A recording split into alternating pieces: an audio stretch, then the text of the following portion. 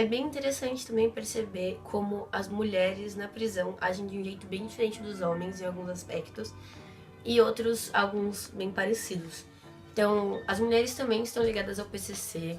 O Drauzio foi o único que deu um enfoque maior nisso, até porque ele já tinha relacionamentos ali com os carcereiros, porque faz anos que ele trabalha lá como médico voluntário. E ele explica, né? As mulheres na hierarquia mais alta, entre as mulheres tem heterossexuais e acima delas só tem homens. Então é engraçado pensar que mesmo nesses casos prevalece uma hierarquia da nossa sociedade patriarcal, né? As pessoas falam tanto do quanto as pessoas aqui no Brasil não trabalham nas prisões. Esses livros me levaram a uma reflexão bastante interessante. No caso do livro do Drauzio, ele fala sobre as organizações de trabalho ali dentro. Então ele fala sobre as mulheres da cozinha, eles falam sobre as mulheres que limpam os lugares e sobre as mulheres que trabalham nas fábricas que tem ali dentro da prisão. Nos outros dois livros, eles mostram muito presídios de mais baixa renda, presídios em que não tem estrutura. Então, muitas vezes, não é culpa do presidiário não estar trabalhando. No presídio que o Drauzio relata, a gente fica sabendo que a maior parte das pessoas trabalha porque elas precisam mandar dinheiro. Seja para a pessoa que está cuidando dos filhos dela, seja para a família que está passando necessidade. Então, eles trabalham sim. Agora, em alguns presídios do Brasil, não existe nem divisão de sexo. Em alguns presídios do Brasil, as mulheres ainda são encarceradas junto com homens. Então você consegue imaginar o caos que é isso, a quantidade de violência que as mulheres sofrem. Segundo o livro da Ana Queiroz, a maior parte dos presídios nas cidades do Norte, Nordeste e Centro-Oeste do Brasil são presídios mistos, principalmente em cidades menores que não as capitais. Eu não consigo nem imaginar, sabe? Você já tá num espaço minúsculo dividido com muitas pessoas e ainda metade dessas pessoas serem homens, sabe? A gente sabe que em muitos lugares não existe quantidade de funcionários suficiente pra dar conta dessas pessoas. Então, imagina essa situação. Eu não sei nem o que pensar. Bom, aqui foram só algumas das reflexões que eu tive a respeito. Eu tenho muito mais pra falar sobre esse assunto. Se vocês quiserem continuar conversando, comenta aqui. A gente pode conversar mais. Se vocês quiserem um vídeo parte 2 sobre encarceramento feminino, teria o prazer de fazer. Só tô parando por aqui porque eu sei que esse dia fica muito longo. E aí eu preferi falar das coisas que mais me impressionaram. E agora eu vou falar um pouquinho pra vocês dos livros. Cadeia, Relatos sobre Mulheres, da Débora Diniz. É um livro que eu não indico. Eu li ele e o que me incomodou muito foi que esse livro, ele tenta ter um estilo de escrita que não condiz. A escritora, eu não lembro agora se ela é antropóloga, se ela é historiadora, mas ela fez um trabalho, sabe, é um trabalho acadêmico isso aqui. E ela tentou usar um estilo de escrita sem muitas vogais, a leitura ficava meio truncada.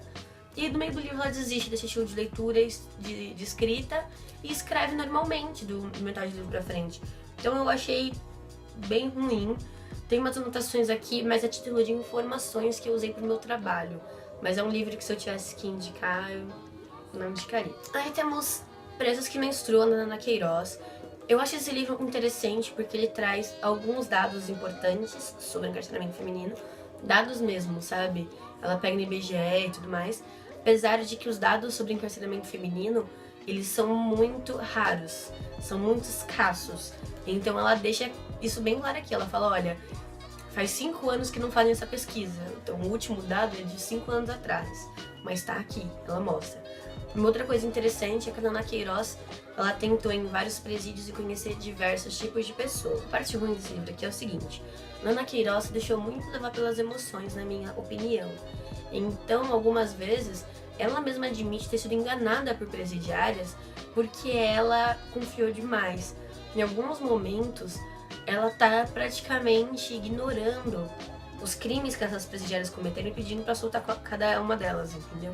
Eu entendo que a situação que todas elas vivem é deplorável, que muitas delas realmente estão presas ali, não deveriam estar. Eu discordo de alguns crimes pelas quais elas foram presas. A gente pode falar então da tipificação de tráfico, a gente pode falar de como funciona o kit bandido, né? A gente pode falar de muitas coisas. Só que a Ana Queiroz, eu acho que ela extrapola um pouquinho nisso, fica muito claro que ela tá sendo totalmente imparcial, isso me incomodou bastante. Isso além de frases como provavelmente tal coisa aconteceu, ou como eu acho que, ou uma que eu fiquei inconformada que tá escrito aqui é esqueci de dizer que. Você tá num livro, você não esquece de dizer que. Se você esqueceu de dizer, você volta no parágrafo anterior e coloca ali. Esse trabalho aqui também era um trabalho acadêmico. Então eu achei que foi um pouco de falta de bom senso colocar algumas coisas que não eram comprovadas. Prisioneiras, do Drauzio Varela, então, foi o melhor livro que eu li na minha opinião. A única desvantagem que o Prisioneiras tem em relação aos outros é que ele se refere a uma única cadeia, então você não tem uma amplitude, você não tem uma abrangência de informações. Essa cadeia, então, como eu disse, ela tem berçário, ela tem local para trabalho das mulheres. Então é uma cadeia que está muito à frente de 90% das cadeias do Brasil. E o Drauzio, ele tenta se focar muito no convívio dentro da cadeia. Ele não fica falando muito sobre o que vai acontecer depois, ele não fica falando muito desse tipo de coisa. Ele diz muito sobre o que levou as mulheres a chegarem ali. Ele conta bastante histórias dessas mulheres, como elas chegaram ali. Mas ele não fica tentando dizer, por exemplo, como a mulher vai recuperar o filho depois. Então esse tipo de informação eu consegui mais no Presas que Menstruam. Eu indicaria que você lesse esse livro, mas com muito cuidado com relação a essa parcialidade que tem aqui, e indicaria esse. Diria que eu acho que esses dois eles conseguem se complementar. A Naná Queiroz, nessa questão de abrangência, ela mostra quilombolas, ela mostra negras, ela mostra mulheres brancas de classe média, então ela tem uma abrangência maior. E no Prisioneiras, o Drauzio consegue, por exemplo, falar pra gente sobre a estrutura do PCC dentro da cadeia, que é uma coisa que só quem tá lá há mais tempo conseguiria realmente entender. E eu achei bastante interessante. Estou muito interessada em ler os outros dois livros dessa trilogia. Bom, gente, eu sei que essa conversinha também foi numa vibe meio bad como a outra, mas eu espero que vocês tenham gostado. Se vocês gostaram, dá um joinha aqui embaixo para ajudar na divulgação do canal. Se inscreve clicando na bolinha com o meu nome que vai aparecer em algum lugar por aqui. E continua seguindo os vídeos do canal e o material que eu já produzi, como esses videozinhos que eu vou deixar disponível para vocês. Um beijo e até a próxima.